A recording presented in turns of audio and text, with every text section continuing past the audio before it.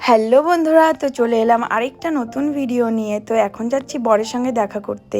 আর এইভাবে ক্যামেরা ধরেছি তার কারণ হচ্ছে বাবা বকা দিচ্ছে, ভিডিও করছিলাম আর মোবাইলের ফ্ল্যাশ লাইটটা অন হয়ে গিয়েছিলো, দেখে বাবার বাইক চালাতে অসুবিধা হচ্ছিল। তো চলে এলাম রেলগেটের সামনে। দেখো আজকেও রেলগেটটা বন্ধ, ভেবেছিলাম একটু তাড়াতাড়ি করে যাব।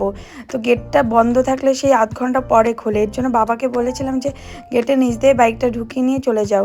আর দেখো চলে এসেছি মেন রোডে। আর আজ না ভীষণ ঠান্ডা পড়েছিল, খুব ঠান্ডা লাগছিল যেতে যেতে। আর আমার মনটা না খুব ছটফট করছিল যে বাসটা ছেড়ে না দেয়, ওর সঙ্গে যেন একটু দেখা করতে পারি। সেই চলে যাবে আর কতদিন পরে আসবে, তো মনটা অনেক খারাপও ছিল আর ওকে দেখার একটা আনন্দও ছিল। এর জন্য চলে এলাম তাড়াতাড়ি করে পেট্রোল পাম্পে। আর ওই দেখো বাবু মশাই দাঁড়িয়ে আছে, দেখে তো কি খুশি। আসলে ওই আমাকে বারবার ফোন করছিল যে একটু আসো আসো, কতদিন পরে দেখাবে, এই জন্য। আর খুব ভালো লাগছিল। তো আমরা আসা জানো তো 5 থেকে 7 মিনিট পরেই বাসটা একদম ছাড়ার টাইম হয়ে গেছে। তো যেটুকু টাইম পেয়েছি আমি আরও একটু গল্প করে নিয়েছি। মনটা আমার ভীষণ খারাপ। তো ওর কাছে শুনছিলাম তোমার কি খারাপ লাগছে না, তোমরাই শোনো যে ও কি বলছে।